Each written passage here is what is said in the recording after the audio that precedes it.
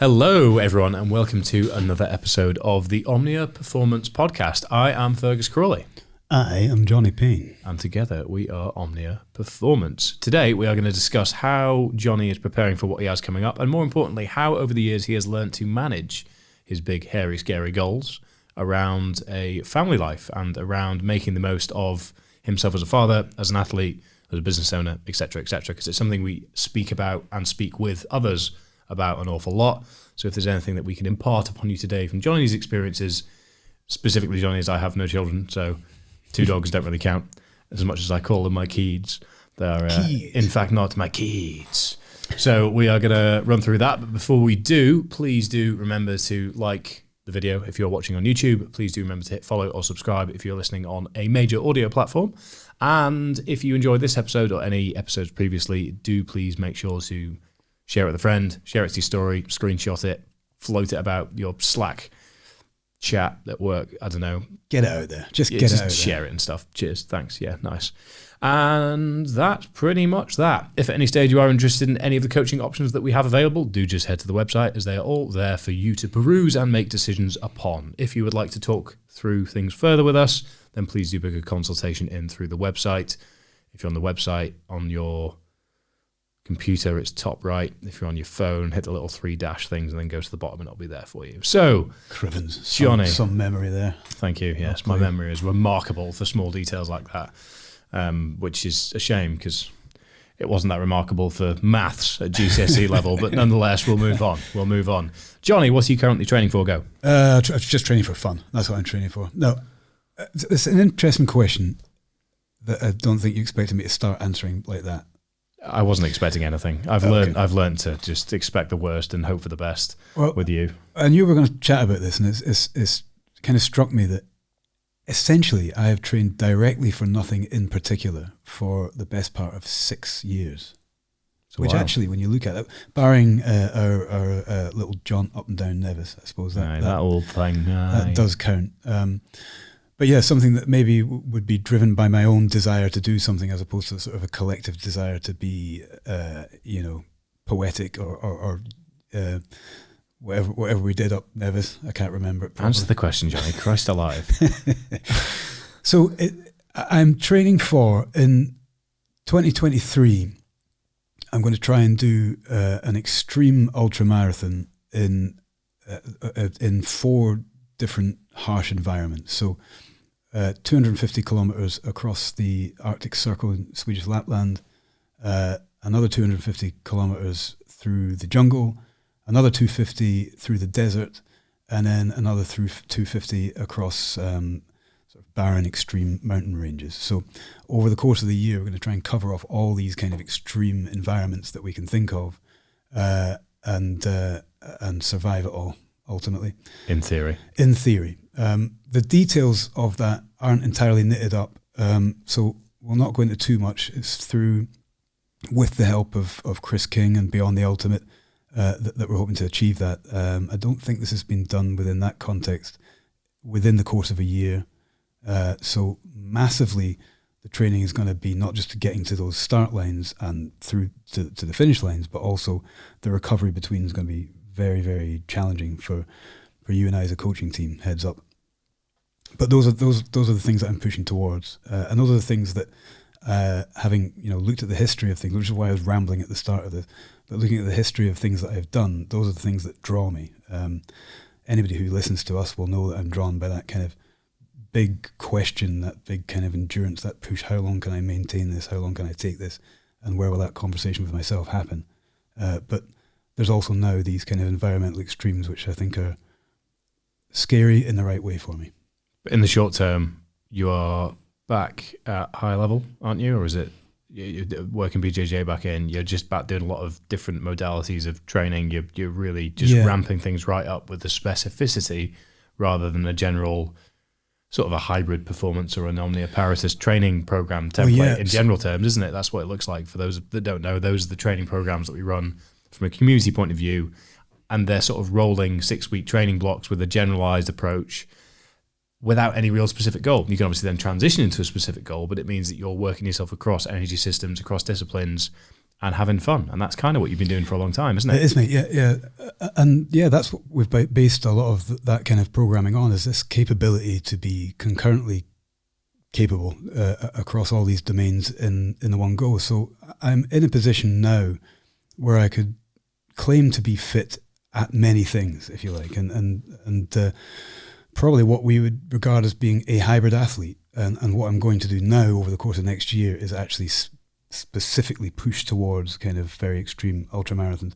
But as you say, I do want to maintain the reasonable strength base that I've got. I do still want to train in those environments, and I still very much, although it's a scheduling issue for the most part for me, but I still want to train and go back to competitive BJJ. Whether or not that's going to work for me within the constraints of the training that we're going to plan out, I don't know. I'd like to think yes, but when was your last? It was Amsterdam last competitive before bout of COVID. BJJ, Before just COVID. As kind of COVID hit in. So just I think if COVID, we consider it came in the February of 2020. Is that right? March it was. Yeah. Yeah. So it was the November that had come before that I last competed at jiu-jitsu. So it's been a long time. It's also been a long time since I've gotten any continuity on the mats, and a lot of that has been COVID, and then our work, and then family situations and things. So really trying to kind of piece all that back together and find myself a steady schedule that I can then grow this kind of ultramarathon capability back, because it's been there before. I've competed in some pretty extreme ultramarathons before. I say competed. It's really about starting and finishing, isn't it? Yeah. For the most part. I've entered into these events before and done relatively well, but this is a sort of a very different focus on it that I'm pretty excited about. But like I said at the very beginning of this, it's been 6 or so years since I've pointed myself very specifically at something that we can consider to be a large ongoing project, and it's quite exciting to do it in actual fact. From a personal perspective, I'm really sort of buoyed by it. I'm quite into it. So going back to the family thing you mentioned there, in the short term, I know you've got a much more structured existence around the kids. For anyone that doesn't know, that's Cartman from South Park when he's going, "How can I reach these kids?" And I've just, quite good. Thank you. I've spent hours practicing, and that's what that is. Not relevant to anything we're saying, but I just thought, if you're thinking, why is he making that strange guttural sound? That's why.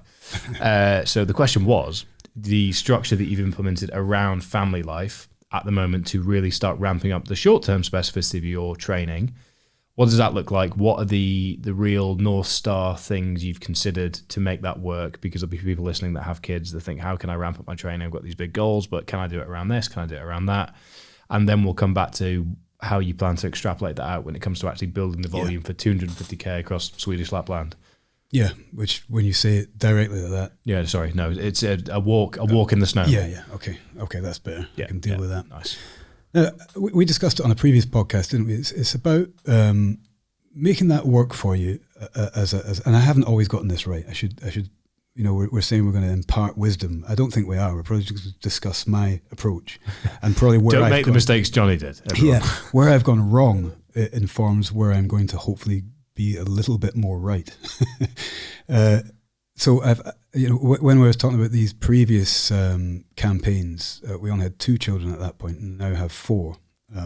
So clearly, Nevis as well. There's a lot of Project Vertical. There was a lot of this that was implemented. Yeah. I know that for sure. Yeah. So it becomes about. I keep talking about schedule, and I had a kind of a strange relationship with the idea that I should schedule in time with the children, didn't I? I remember me talking about that before. Or scheduling time in with my wife, or scheduling time in as quality time in a diary. It seemed to be too transactional for it to also be called love, and I think I was wrong about that. I think what I've found over the past year or so, and certainly more so, maybe even over the past just 6 months or so, as I've been thinking more and more about this, is that if I can compartmentalize these different aspects of my life, so training. And you and I have discussed this before. That also sits in a category that is about joy and about happiness. I like to train. It's not like I'm doing it because I have to. But if I can compartmentalize it like that and say training is one thing, work is another thing, and my family is another thing, and then my own specific need to explore things on my own, if that makes any sense. That's also another thing. What I had been doing before was just trying to fit it all in. Just, well, while I've got a minute here, I might try and read a book. So maybe that's the thing that I want to do for myself. Or, right, I've got a moment between, I've just finished that email. I know somebody may be going to call in the next 10 minutes. I best go and spend a few seconds with this baby or whatnot. And, ultimately that kind of behavior is how most people actually survive these things. They kind of go on and just kind of try and do everything all at once. But what I found was that if I say, no, training sits within these specific hours. So this is the window for my training. So for me at the moment, I want to train between, if I was doing strength training, for instance, it'd be between 6 and 8 in the morning. At the moment, I can do a little bit more during that time and kind of a more hybrid approach. As these things grow, I'll have to change that a little bit. But at the moment, between 6 and 8 in the morning, that means I'm back in time to be useful in the morning for kind of school runs and things. And as soon as that's done, I can then sit down and work, same as anybody else works through a schedule of work. And then in the evening, now what I'm doing is I'm saying between the hours of X and Y, let's call it 3 and 6, that is family time. Nothing else gets in the way there. The phone goes off, it goes away altogether. That's the time for my family. Now, beforehand, I was allowing interruptions, and I was maybe sitting and working on my phone, and the kids were asking for things or asking for attention and all the rest of it, and I would be almost irritated by it because I'm trying to work. Daddy's trying to work. Can't you see I'm on my phone, or can't you see I'm sat at my laptop, or give me 5 minutes? And obviously the kids just go, oh, okay, and they go away. But over time they learn not to come to you for fun, which is ridiculous, So what I've done now is to say that between the hours of 3 and 6, nothing else happens, but I am there to be present for the children, whether that's just lying on the floor, rolling around with them, whether it's doing a jigsaw, whether it's just watching whatever program they want to watch with them, if that's something we're doing. Or we like to go outside, so going outside and playing in the garden, etc. That happens for them between those hours. And then I'll probably go back to work, or as training ramps up, maybe that'll be time I'll set aside for training between then and maybe a kind of a bedtime routine. But in essence, even if that time, let's say 3 to 6, that's only 3 hours. It doesn't sound like very much. But if that time is pointed time, that's time for them and for nothing but them, then they get the best of me during that time. Now also, if I've also covered off all my other things that I need to do during the day, then when I down tools, I'm not thinking about where I down my tools, if that makes sense. We covered that off a little bit in the last podcast in the sense that your training was starting to kind of interfere into other things, and you start and work, and you're starting to think about things and all at once, So if I'm able to say, nope, I've answered all the emails, I've done what I'm supposed to do, I've met the demands that I set myself or that we set together as partners in work, that's been done. Now this time is categorically for the children. Then they get 3 hours with me, which is only for them. And if I've managed my schedule right, I'm also not tired during that time. I'm fed and prepared and all the rest of it. And they remember having had fun with Dad that day, as opposed to Dad sort of aggressively saying, give me 5 minutes, I'm trying to answer this email, or just still playing but not being there, So in essence, it's looking at the to-do list for the week to come and time blocking around what time gaps there are for you to train or for you to do X, Y, or Z. Because I think a lot of people say, well, I've got a 9 to 5 and I've got kids, so there's no time that I can train, because in the morning I've got to get the kids sorted and then I've got to get to work and all this, and then the questions you need to ask, which again, I don't want to speak from a place of ignorance here, but the way I plan to approach this when I do have children is that I will look at the scale of a day and say, realistically, right, where is the 45-minute to an hour slot that I can get something done? And does that mean that at 5:15, that's it, phone's off I go, and walk into the gym, and I'm training, and then commuting, and then I'm home, and that's it, job done for the day. I think it's easier often, sometimes, to think, well, I can't do it, so therefore I'm not going to do it. I'm going to think about the things that I could do, and then just I can't do it within my context, so that's that, game over. Whereas I think actually, if you look at your schedule across the context of a week, look at what needs done, then actually segment time out. More importantly, the time that you devote to certain tasks will probably be more valuable and more focused. Yeah, I think that's the key, what it actually, is. Yeah. Than, because this is what I've been having with my training recently, which isn't in the context of a family, but whenever I was focusing on work, I was thinking about the training session I had to do. Whenever I was doing my training session, I was thinking about the work that I could have been doing. And then I was crisscrossing this it's no conundrum. different. Yeah. When I'm working and I haven't time blocked as you're calling it, I hadn't called it that, but it's great. That's exactly what it is. I'm working and I'm thinking about the fact that I didn't spend time, or that, God, I've got to fit my training in later on. And then, it doesn't work unless this compartmentalization, as I'm calling it, this segmenting these things out, allows them to exist in their own right, in their own place, in the proper place, as opposed to bleeding into other things as you're describing and as I was experiencing before. And it's not always going to work because life throws these curveballs all the time. But if that's the pattern that you're working to, then it's a pattern to err from, as opposed to there being no pattern and you're just hoping to kind of throw mud and hope that it sticks on the wall somewhere. And I know, because the interaction's obvious, I know that we get more out of it as a family. And again, I've discussed this before as well. If Ash knows that I've trained and therefore I've ticked that off, that I've worked and therefore I've ticked that off, then I'm not thinking about those things anymore. That she'll know that any time spent with her, spent with the kids, is time that's dedicated, and therefore our relationship is stronger because we're working as a partnership, etc., etc. So, yeah, it's absolutely fundamental, I think, and it's taken a long time to get to the point where I realised that diarising it, because I've worked against that. I've refused to do it. Who puts their children in playtime with kids now? What's fucking Mark Wahlberg? Is that not in there somewhere in his 52-point training daily schedule? Yeah. Kids time, 20 minutes. Golf, 4 hours.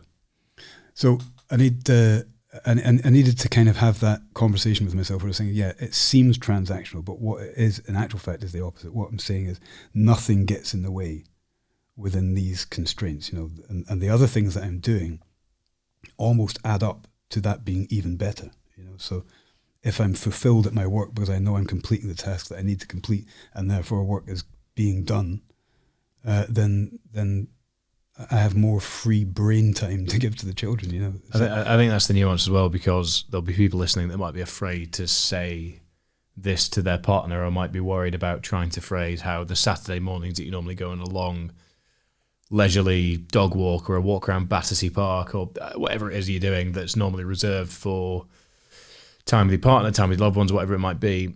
If you know that you gain value from things and you have goals that you want to achieve, then the best thing to do, rather than pussyfoot around, I'm going to try and sneak off for an hour workout before bed, or I'm going to pretend I was delayed at work so I can go and train at the gym for half an hour, because again, it's that half the foot in the water, half the foot out, am I in, am I out, all that stuff. Explain to people around you why the things that you are wanting to do and wanting to achieve give you value, and try and help them to understand how, within the context of you as an individual and your week and the time that you can spend on certain things, how you will be a better version of yourself and more present when you are going on that long dog walk around Battersea Park, or whenever you are doing X, Y, or Z. Or like for me, for example, recently I went for dinner with Erin and I wasn't really in the room. And that was as a result of me not effectively time blocking around certain things. So the worst thing you can do is Erin be like, oh, well, you weren't even there, that doesn't even count, you've not given me any time, all this stuff. She's not like that at all, for clarity. But if she'd be within her rights to say, well, let's try it again, let's do it tomorrow night as well, because you sort of owe me that, and I would have been the same. So we would have just been flogging the same dead horse over and over again. So it's a case of how did I restructure and rework everything? For those that want a bit more context on this, listen to the previous podcast, to be able to be present when the time is devoted to X, Y, or Z. So how did I turn up to my training session and think, right, what watts do I need to hit? How do I need to get there? Where's my food? Is my inhaler within touching distance? Am I in the right gear to set off? Have I got everything? Cool, let's crack on and enjoy this. When I sit down at my desk, am I doing this or am I doing that? And then I get on with whatever is in front of me. Am I going out for dinner with Erin? Am I going for a couple of drinks with my friends? And then am I doing those things rather than doing those things whilst being vacant and thinking about, well, if actually we can scale this to that, and then over the course of time, it just you're not present. So I think for anyone that's fearful about bettering themselves and wondering how they might fit that into a schedule, ultimately, whether you are in a relationship or otherwise, you are working with those around you, whether it's flatmates or family, whatever it might be. I think trying to help those around you understand what the value is for you, and therefore how that can translate to a more well-rounded, better version of yourself day to day. I think ultimately, from my understanding of Jonny and his family dynamic, Ashley's very understanding of what it gives you, so therefore allows you to give the time. But what you have become better at doing recently from an impartial point of view is actually setting aside the time so it's clearly defined boundaries around what is happening when. Yeah. So therefore, when Ashley gets you, she's getting the best version of JP. It's the example you gave about going for dinner and all the rest of it. So this kind of, if I get this out right, will kind of highlight the whole thing real well. Is that now, or let's call it beforehand. Before I was diarising, scheduling, and making these things kind of work, this time blocking, as you call it, we knew that we needed to spend time together. It's 4 kids. There's a lot of work going on. There's the kids have arrangements, the things that they need to do in the evening, gymnastics, this thing, that thing. What time do we get for ourselves? So what we had been doing was hoping for a break. It's like hoping the sun clears up for a minute so you can get your washing out. That, it's a similar thing. It's like, right, it's raining now, but let's hope the sun comes up, as opposed to having a look at the bloody forecast and realising, well, it's going to be sunny on Wednesday and Thursday. I'll do it those days. So what we were doing was thinking, have we got time? Can we nip for a coffee together somewhere? Let's jump in the car and go to Yellow, our favourite coffee shop. Let's go there and sit down and, oh shit, right, okay, look, jump now, hurry up. Have you got, get your shoes, right, okay, let's go. Are you ready yet? All that kind of business happens. You get there, get the coffee, and then I'm thinking, this needs to hurry up. I've got 30 minutes. Yeah. And then I feel bad because I don't want to hurry my relationship by any stretch. And then I've got to get back, and then I think, God, in my mind somewhere I'm telling myself that hour that we've just done, it's been pretty fast and aggressive, and it didn't go the way, we were both too hurried, didn't get to enjoy the coffee.